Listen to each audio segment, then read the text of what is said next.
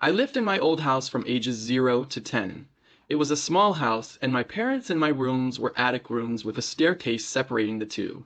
From when I was a toddler until I moved, I had encounters that stressed me out so much.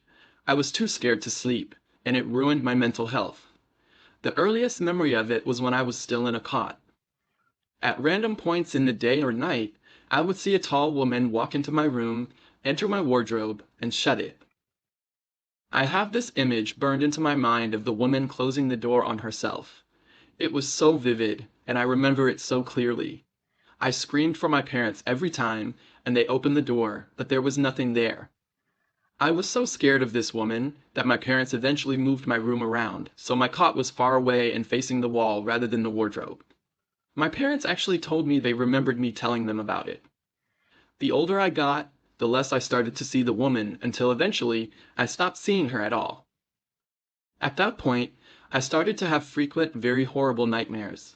Whenever I reminisce about them, I remember the fear so vividly. All the nightmares involved a woman whose face I never saw, who hunted and chased me in various dream contexts. I remember her voice being very raspy and high-pitched. In each dream, she would always catch me at some point and inflict this torturous sensation on me. Being a little kid, I always called it tickling, even though it felt nothing like that, even though I made that association. That sensation was pure torture. I can still vividly remember how it felt. I also had regular dreams that ended with me being chased by a very tall woman again, but I was unable to run. These nightmares were frequent and vivid. Everything, from the visuals to the sensations, was so realistic. When I got into lucid dreaming, I would identify these as nightmares, but I physically couldn't wake up from them. In the actual house, I had items go missing, only for them to appear sometimes a week later in a completely different location. I saw shadow figures in the corner of my eye, and heard people walking up and down the stairs in the middle of the night. I heard my parents' voices calling my name when they never did. My dad used to read to me before I slept. I would get into bed first, and he would come up a few minutes later. I was lying there waiting for him to come up when I heard his distinct footsteps coming up the stairs. I heard him standing at the top as the floor was creaking. I went to see what he was doing, and there was nothing there. I went downstairs to ask him what he was doing, and he said he never left the living room. I had intense feelings of being watched and dread in my room, and sometimes in the living room. My mom actually remembers me avoiding my room during the day because I was too scared to enter it. I would go through nightlights on an almost fortnightly basis because they would continuously break in the middle of the night, making my room pitch black. We changed everything, from the plugs to putting in anti-fuse hardware to getting expensive nightlights, yet they would always break. I also got sleep paralysis as well. I would wake up to see a figure, usually a rotting alien type thing, in the doorway staring at me. I would force my eyes shut and endure it until I could move again. The worst part is that when I recently brought it up to my parents, I'm 18 now, they said my little brother had the same experiences as me. He would see shadow figures, feel like he was being watched, and said a silhouette of a man would watch him as he fell asleep. My parents also told me that they had items go missing and reappear days later. They purposely never told me because they didn't want to scare me. Unsurprisingly, all of this ended when I moved houses. I had a normal childhood after that. Even the dreams of the woman completely vanished out of nowhere, which is surprising considering they left me literally traumatized due to how bad they were. I also never got sleep paralysis ever again. Literally, entering and sleeping in my new house for the first time, the air felt different. It didn't feel dense or like I was being watched. I've had a few small paranormal things happen when I was around my little brother, who was always seeing paranormal stuff. But the biggest thing that happened that we both experienced together was one day in the summer when we were sitting in the living room. Being young, dumb kids, we decided to play with our mom's Ouija board. Nothing happened with the board, but suddenly, in the kitchen, it sounded like all of the dishes had suddenly fallen onto the floor. There was super loud crashing and banging, and nobody was in the kitchen at the time. So we immediately jumped up and went to see what happened. But when we got there, everything looked normal. Nothing was out of place. We ran into our mom's room to ask if she had heard the commotion, but she hadn't. We immediately put the board away and never touched it again. That isn't my scariest paranormal encounter. This happened when I was probably around 14 or 15, and I had just moved into a bedroom in the basement for a little extra separation from a not-so-good home life due to my step-parent. I had been in that room for a few weeks at this point with no issues. The room was a simple square, but one wall of the room was a really big closet. It had two sets of double doors with no walls or anything separating the inside, so you could walk all the way through it. Anyway, there were a few days in a row where I would wake up in the middle of the night, like always within a few minutes of 3 a.m., with the feeling that I was being awoken from a really deep sleep. I could feel myself being pulled from my deep slumber, but could never place why. Every time I woke up, the entire house would be completely dead silent. I could hear my own breathing and heartbeat like it was super loud. So it wasn't a sound that woke me up. What was it? My dad wasn't trying to wake me, and my cat was asleep by my feet. What woke me up? This happened a couple of nights in a row until the last night. The same thing happened. I felt myself being pulled awake by something, awoke to dead silence around 2:58 a.m., and I sat up. My closet door, the one closest to my bed, started rattling. I assumed it was my cat, who did try to get into the closet a lot, but he was curled up at my feet, also staring right at the closet door. I stared back at the door in horror. It rattled a bit before slowly opening about 4 inches, then just stopped. I was frozen to my bed. I couldn't move. I just sat there, terrified of whatever could be behind those doors. After what felt like an eternity, my cat, who was curious, went to the door, sniffed, and stuck his face inside. He didn't seem alarmed, and nothing bad happened to him, so I took this chance to sprint to the light and switch it on as fast as possible. I stood at the door for too long before gathering my courage to investigate. I searched the closet and my room, and there was no explanation. I didn't want to wake up my parent for this, since I had no proof, so I just went back to sleep eventually, and it never happened again. I slept peacefully in that room for years after that. Still, the scariest thing that ever happened to me that I couldn't explain. Gets my heart pounding just thinking about it. When I was about 15, I went to the Faculty of Medicine, to the amphitheater where students practiced dissecting bodies as part of a homework assignment. The brownish bodies impressed me a lot. To think that they once walked and talked like me, had names and friends and plans and dreams, and the students were cutting them down, listening to music, joking around, and even throwing body parts at each other while saying, "Think fast." It all seemed so disrespectful to me and made me feel very empathetic toward the deceased. After that, we went back to school. We were still in high school. I began having what appeared to be an allergic reaction. I couldn't breathe, and my arms twisted over my chest. My friends took me to the infirmary, where I got 2 shots of a medicine that I didn't bother to ask what it was. At one point, I got very scared and thought I was going to die because, even after the shots, I just kept getting worse. I felt like I was fading into a red and black spiral. When I thought, I don't want to die, because I couldn't speak, a thundering voice spoke in my head and yelled at me, "No vas a morir. You are not going to die," in Spanish, my mother tongue. It immediately calmed me, and I thought, you're right, I'm not going to die. So confident in what I heard, not really thinking, wow, someone spoke to me. But more like a confident acceptance of, yeah, you're right, it will be okay. The medicine still took a few minutes after that to kick in, and the spiral faded away instantly. My conventional explanation is that it was just an allergic reaction, but I didn't eat anything that day out of the ordinary. My paranormal explanation is that a spirit from the faculty clung to me and tried to kill me. Maybe something in my empathy opened a connection somehow. These are bodies that no one claims, and thus, they end up in the medical school for students to practice on. They're either criminals, addicts, or just solitary homeless people. It also took me many years to acknowledge the voice that I had heard because who would believe me? It was a one-time event. It appeared right when I thought that was it for me and had the power to calm me, although the medicine hadn't kicked in yet. It also spoke to me in the second person, as in, you are not going to die. It was very, very clear and sounded like what you'd expect a supernatural voice to sound like. Aggressive, but not cruel or scary. It sounded like many voices, male and female, perfectly in sync, talking through a loud, distorted speaker. To this day, I think it was either God or my guardian angel intervening directly for me. I was stalked for years by a skeletal entity that lived in the woods surrounding my childhood home. I lived in the mountains my whole childhood, and when I was 12, I was friends with these sisters who lived nearby. The roads were separated by a patch of trees, and I would walk through them to go play. One day, my dad and I were invited to a barbecue at their house.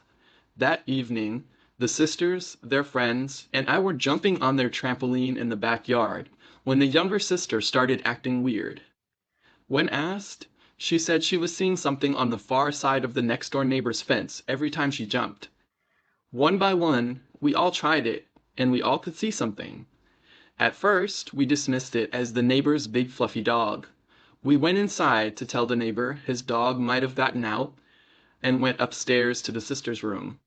But while up there, they started telling us about a skeletal figure that would enter their room at night and watch them.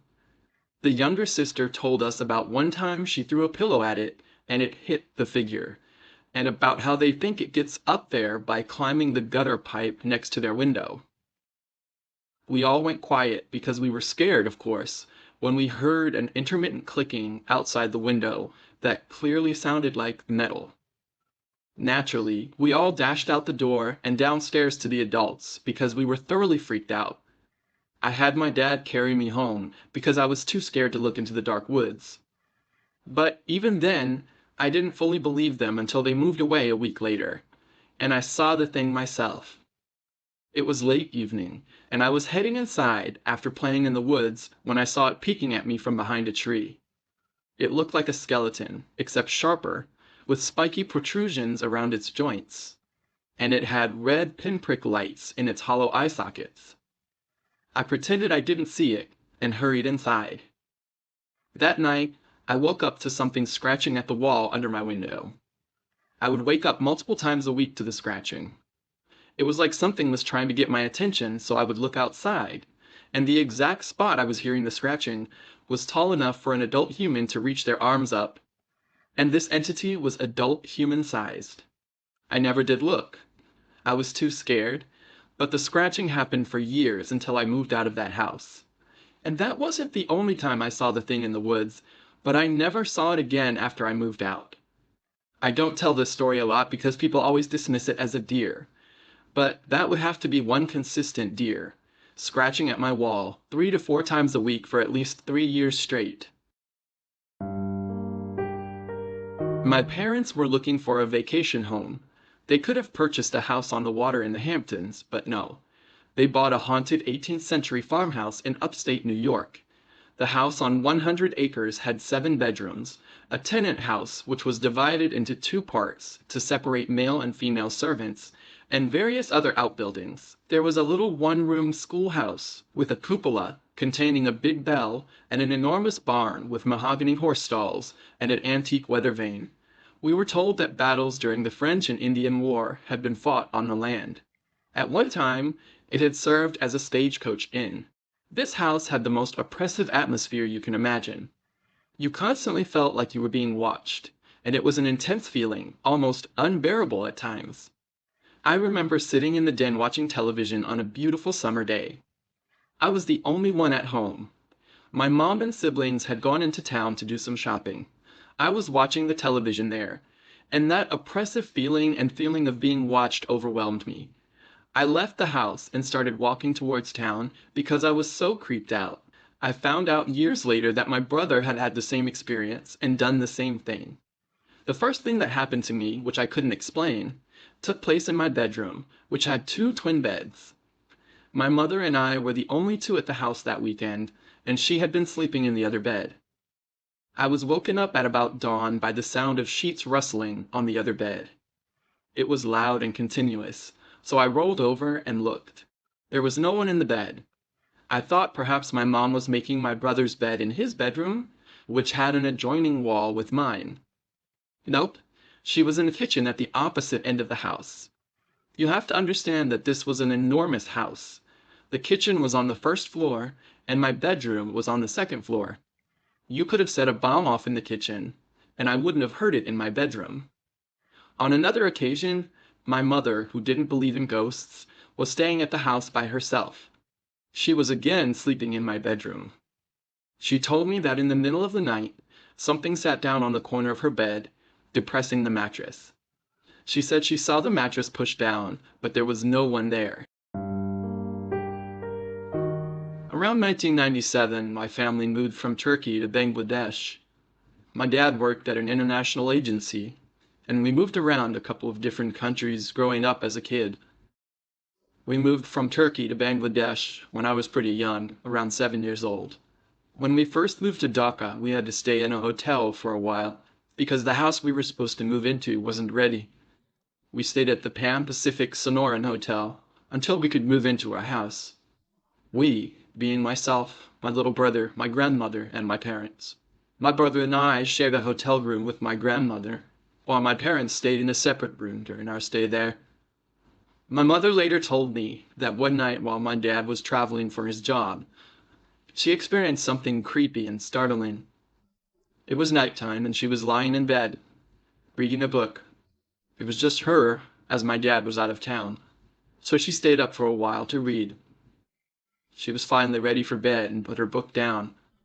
She leaned over to turn off the lamp and then closed her eyes. She felt a sudden movement on top of her. Next thing she knew, the bed covers and the sheets had been pulled off of her, and the bed, completely. This startled her and scared her because she now realized that there was someone in the hotel room with her. Her heart started racing as she went through different thoughts. Maybe it was someone who worked at the hotel, or another hotel guest. Perhaps it was one of us that somehow got into her room. When she first told me this story, she shared with me that she thought she was about to be assaulted or killed. She immediately reached over to turn on the lamp on the bedside table, and as soon as the room lit up, her heart stopped and froze. No one was there. Nothing else happened after that, but my mom was completely freaked out, as you can imagine. She didn't mention if she changed rooms or how close this was to us moving into our home, but knowing her, I wouldn't be surprised if she asked to be put in a different hotel room the very next day. In the 1980s, sometime before living in Brooklyn, New York, I was in my early 30s working for a food co-op as a produce manager and sharing a community house with 4 other women around my age. It was an old Victorian house built sometime in the 1870s and had beautifully stained and leaded glass windows, amazing dark woodwork with a 3-story staircase and built-in cabinetry everywhere. It was a 3-story house that had a 3rd-floor attic room. One of the housemates who lived there the longest occupied that room. There were 3 more bedrooms on the 2nd floor, one of which I had, and downstairs there was a parlor room with a sliding oak door and a large open living room and a large kitchen. The neighborhood was very diverse, and on one side of our house there were more beautiful Victorian houses, all well kept up and privately owned, with lovely large trees lining the street. But on the other side of the house there were old brick apartments that were on the lower kind of rent and had noisy occupants residing there. Those apartments were across the street from our house, and there would be loud music, revving of car engines, and yelling all hours of the day and night.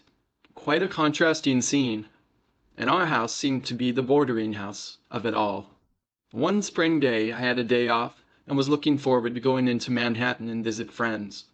My housemates had all left for the day before me, and I said goodbye to each of them that morning in the kitchen. That afternoon I sprung out the door in a lively mood, but as I went down the stairs to cross the small yard, I was struck at how eerily quiet it was outside. There were no people yelling or revving of engines or loud music on their boomboxes.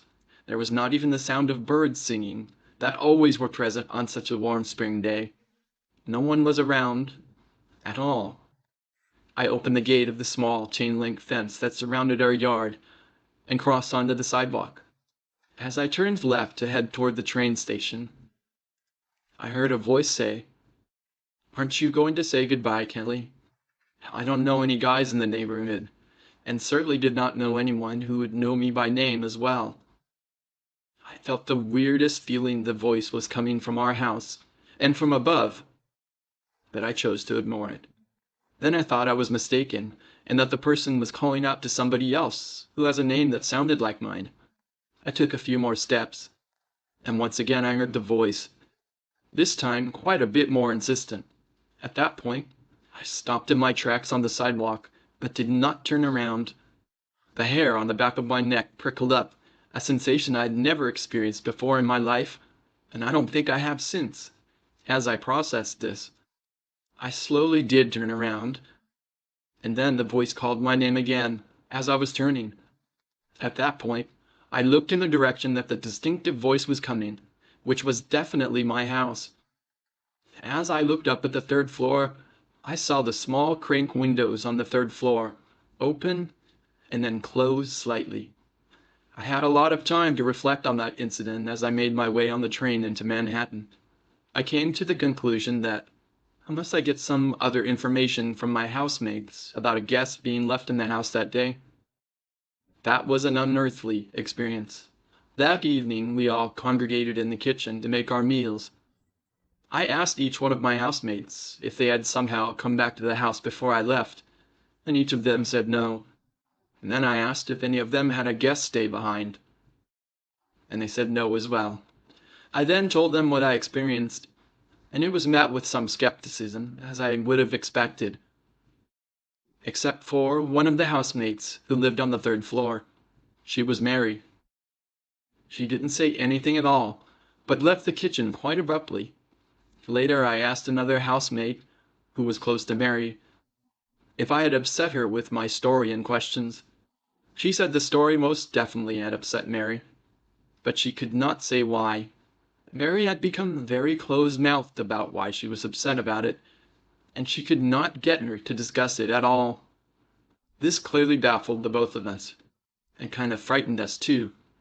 There were some other strange and frightening incidences that occurred in that fascinating house in the 3 years that I lived there, but none were like the experience I had that day. I've stayed in many houses in my life. 2 houses I was pretty certain should be haunted were not. Both had people who died in or around them and had terrible things happen. I'd be on edge but never saw or heard anything out of the norm. The 2 houses that did have freaky things in them, one didn't really make sense. It was my childhood home, very small, right in a small town with close neighbors, and it was built in the 1950s. I think my parents knew every person that had lived there, and even the guy who built it, but that place had some really scary stuff going on. I'm not sure why. The other house I still own, but I can't live in it. I can't even clean it up to sell it because it scares me so much. I'm not the only one. That one is large, started being built in 1880, has very close neighbors, and a rather close cemetery, but it is absolutely terrifying. I don't know if it's cursed or what's going on. My boyfriend owned it before me. I'm honestly considering letting it be taken for back taxes. That's how much that place scares me. Lights go on and off for no reason. I always see things out of the corner of my eye. There are cold and warm spots, but never in the same place or in a place that makes sense. Both my son and I saw what looked like a man who was see-through. He describes a different hat on the man than what I saw. I could hear voices in the fish tank. I didn't tell anyone. My neighbor, about 2 miles away, and a friend from school told me one day, "You're going to think I'm crazy, but I keep hearing voices in my fish tank." I nearly started crying. I said, "Me too." The town is a Civil War era town with a large cemetery full of graves from the 1800s. A lot of them are children's graves. There are tons of large, old brick houses. The weirdest part? A lot of them have been left empty. There's a housing crisis in this country, and this is a rather poor town with big old houses, but a lot of them are beautiful and have been left empty for years with no explanation. I've had people ask to rent it, and I refuse. I don't want to go clean it out. I can't afford it. And I could use the money from it, but I'm too freaking scared to go clean it out, and nobody else that's close to me wants to do it either. It seems insane almost, but it is what it is. I've been left alone since I moved out. I was laying in bed one night trying to fall asleep. I was on the edge of the bed with my hand and leg both hanging over it. Out of nowhere, from the back of my room, I heard a huge bang, like someone slammed their fist on my dresser. I jumped in fright to the middle of the bed, and almost as soon as I landed, my bed started shaking off the floor. I also used to lean against my closet to read, and when I would do that, I would hear and feel claws dragging down the closet door, like something was trying to dig its way out of the closet. I've had a mimic before. I know I wasn't hearing things because my dogs would react and listen to it as well. I was once walking past a locked door that led to a staircase. We were renting the house and didn't have the key to that door. The door creaked open as I walked past it, and I went back to close it and tell my mom to call the owner for the key to relock it when nobody pushed me down the stairs and the door slammed shut. When I tell you, I was the only person on the top floor of that house at that time. There was nobody in the hallway with me. And when I ran back up to the door to get out of the staircase, it was locked again. To this day, I have no idea how I got out of there or how I got in. Everything I experienced in my parents' house is pretty unexplained, as no one has died in our house, and it was built in 1972. My younger brother recently texted me asking about what I've experienced because he's also been seeing the exact same things I did. We both have rooms upstairs, which is just a catwalk over the living room, with his room and a bathroom on one side, and my room with a storage room inside, and a storage room on the other wall next to it.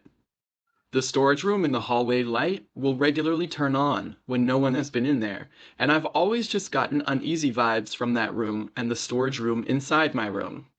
I used to have dreams when I was around 6 about going into the storage room and crawling through the crawl space to find another room before I even knew that there was actually another room on the other end of the crawl space. That room was filled with dolls.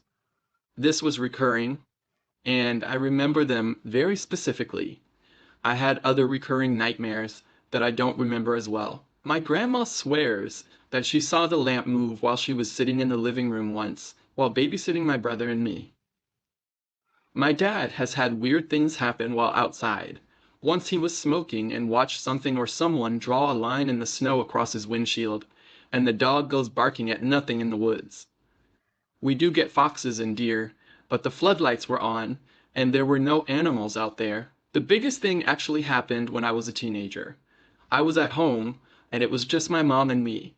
She was downstairs in the den watching TV, and I was in my bedroom. All of a sudden, I heard my brother's door slam shut, and the light was on, so I thought, oh, they must be home. So I walked downstairs to say hi to my dad, and they weren't there. It was still just my mom alone in the living room. I asked her if she heard that noise, and she said no, so I told her I swear I heard his door slam shut. And I didn't think the light was on previously, because my dad was very strict about leaving lights on when we weren't home. I brushed it off and went back upstairs until they actually came home. My brother came upstairs and yelled for my parents because his bed was moved on a diagonal, and the lamp was knocked over. My parents had no explanation for it, but brushed it off, but it still freaks me out.